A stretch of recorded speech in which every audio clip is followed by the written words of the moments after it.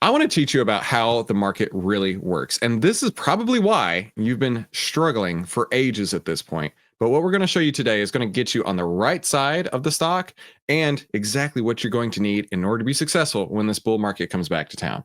So, what I want to do is show you my thoughts using Pokemon cards. Now, an unorthodox way to think about trading. But my 13-year-old son, when I was taking him to school this morning, asked about stocks, and he's like, I don't understand stocks, Dad. Like, what even are stocks? And so I was like, listen, it's like your Pokemon cards. And he's like, what do you mean it's like your Pokemon cards? And I said, look, let's say that you have the one Mankey in your deck, right? Let's say you've got a deck of 1,000 cards, and you've got one Mankey, not a monkey, it's a Mankey, right? You've got the one Mankey card in the deck. Now, the Mankey card, to you, it's just another card, whatever. But to all the other kids in middle school, they just learned that Mankey has 50 HP, whatever that means. And it's a scout opponent level, and it has a low kick. And they're like, holy shit, I have been looking for something with a low kick with 50 HP for ages. But you're telling me that this Mankey card is exactly what I need? Okay. Where do I get my hands on that? And let's say you're in middle school and you're like, Mankey cards, I got a couple of those. And they're like, I need that Mankey card. And you're like, what do you mean you need this Mankey card, right? But like, nobody needs this Mankey card, right? And they're like, listen, I need this Mankey card because I need to go and battle my friends and steal all their Poke cards. But I cannot do that unless I have the low kick from the Mankey. And so you're like, I don't know. I mean, I bought this. I got it for Christmas. I didn't even pay for this, right? This card has almost no value to me. I didn't pay anything for it. But to the rest of the middle school, they're like, I must have that card. And so you're getting approached from different kids all over the place, and they're like, dude, I really need that Mankey card. What's it going to cost? Will you take $1 for it? And you're like, no way. I'm not going to take $1 for this Mankey card. Everybody's talking about it, right? And then another kid comes along and he's like, listen, I will give you $2. I'll give you $2 for that Mankey card. And you're like, no way. This Mankey card is so special to me. I got this from Santa Claus for Christmas. There is no possible way that I'm going to give you my Mankey card. And I just thought about that Mankey. That's funny. And then there's a kid who comes around the corner and he's like, listen, here's the deal.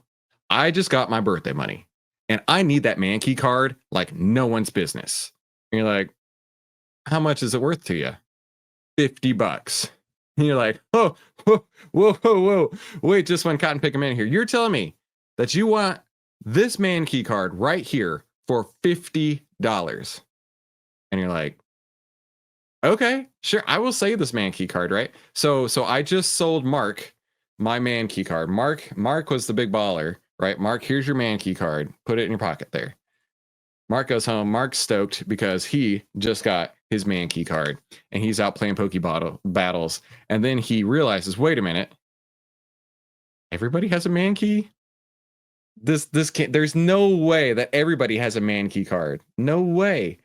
Oh no, what am I going to do? I just spent $50 on my Mankey card. I just wasted my entire birthday money on a Pokemon card. God, I'm so pissed right now. I can't believe that I spent $50 on this stupid Mankey card. I wonder if I can sell it to someone else. This is how the market works. This is how the market cycle, how every stock out there works. And this is why I tell you, like, you could have 1,000 stocks to choose from, just like you have 1,000 Poke cards to choose from, right? All stocks are bad. All of these Pokemon cards are worthless, right? They're just pieces of paper. But every once in a while, they act right. Sounds familiar, right? All of these are bad, but every once in a while, someone gets a wild hair and they're like, I gotta have a Mankey, or I gotta have a Wingull. I have to have a Wingull, or I have to have a Rowlet, right? And you look at these and you're like, that's kind of like Palantir. That's kind of like SoFi.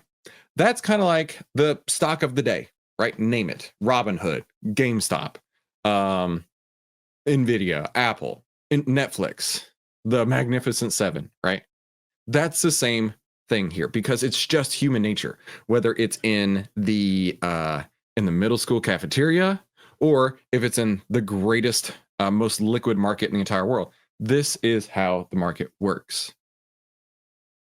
So, where I want to go with this is that while you are struggling in the market, it's because you're probably the guy who's spending $50, probably the guy who's like, oh my gosh, I have to have this more than anything, buying at the very top. Whereas the outliers, they're the opposite, right? They're the ones who are picking things up when people are angry. They're the ones who are picking things up when people are starting to get hope, maybe some disbelief or even optimism. And so we do that inside of the OVTLYR platform. And so this is now a product demo here that I really want to get to, because we just got a buy signal a couple days on the SPY. And this market cycle here should look similar to how greedy and how fearful people get on every stock, right? How greedy and how fearful are people getting? So when a stock is down here at like 28, 29, that's basically people saying, ooh, I have denial, I have panic, I have capitulation. I'm not quite to anger yet, but I have denial, maybe anxiety. And then when it gets way up here, people are thinking at 75, they're like, oh man, this is so easy, right? All I got to do is buy at the top and I'm going to win every Poke game. It's the same concept here. It's the same concept over and over. And let's look at a few stocks that actually have gone through this market cycle, right? Recently, Tesla had a 120% up move from right here to here. Oh, come on. There we go.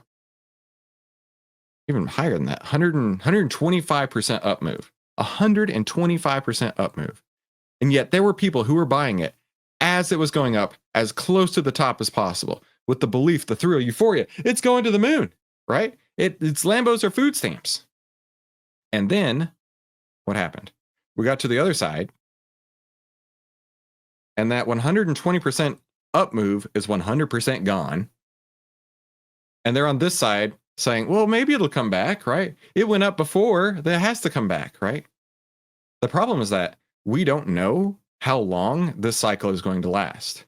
And while we saw that up move with Tesla, we don't know if it's going to immediately turn around and go back up. And we can look at a stock like AMD, which has been in a much longer cycle, right? It's the same market cycle. It's the same market cycle that you see right here. But this downward move has taken how long? It peaked in March of 2024 and then had a lower high in July, a lower high in October, and it's just been on a downward slide ever since then.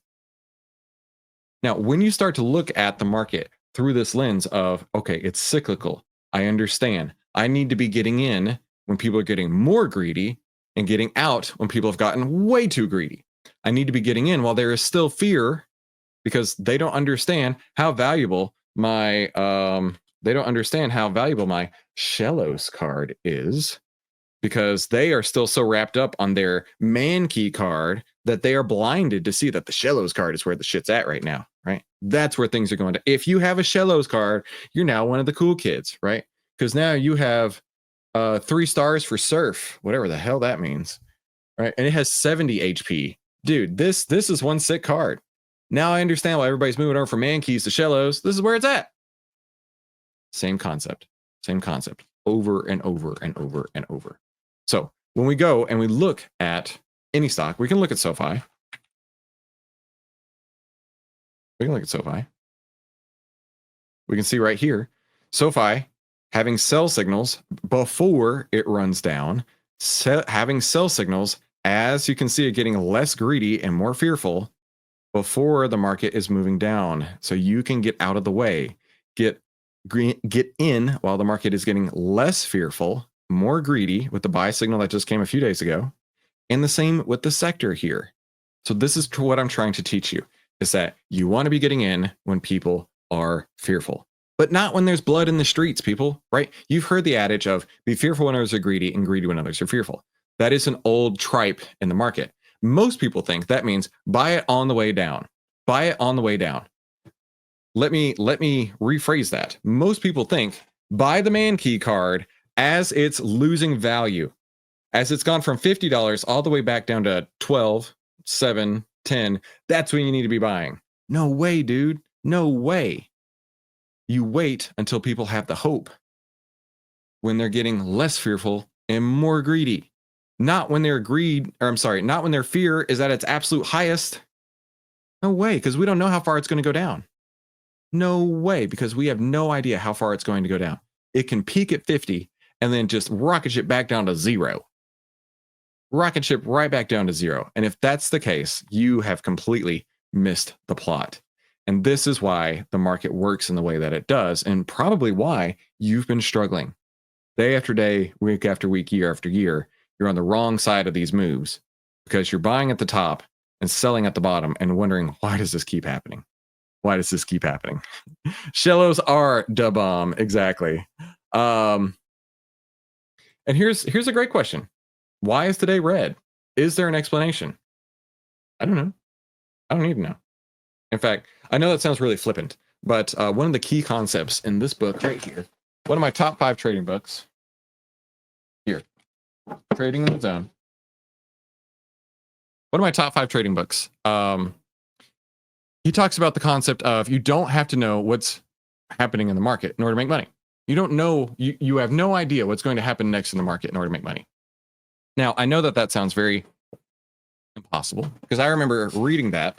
I remember reading that specifically and being like, you're telling me I don't have to know what's going to happen in the market to make money? How does that make sense? I have to know what's going to happen, District 67. I have to know if the stock's going to go up, right? But just like all these Pokemon cards, right? I don't know which one of these is going to be valuable. I have no idea if any of them are even going to be worth more than 10 cents each, right? But if it is, and I decide to buy it because people are getting more excited about it, I can hold it. I can hold this Roganola. I can hold a Roganella as long as I want to, or I can hold a OVTLYR as long as I want to, as long as the price is going up. And the reason that we don't have to know what's going to happen is because as soon as I buy the Surskit, oh, that's not going to work with the green screen. Hang on. As soon as I buy the Wiglet, the Widget, as soon as I buy the Widget and it goes down, I'm out. Deuces, I'm out of here. All right. So it doesn't really matter why things happen. All that matters is price. Let's see. Dude, you're welcome. Bender says, you don't need to know. You can't control what's happening. You can only respond to it. Exactly. So that's what I wanted to go over today. Now, I do want to take a couple minutes to talk about what I see in the market, right? What is the market telling us? Because I think we are so close to be putting on trades, but not quite yet. So the market is telling us by looking at the master key, this is what we need to see. So we're going to start with the S&P 500. We're going to start with the SPY.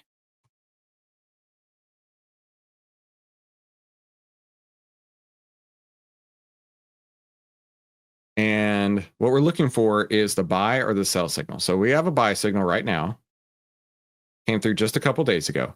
The market itself, the index itself is getting less fearful, moving towards greed.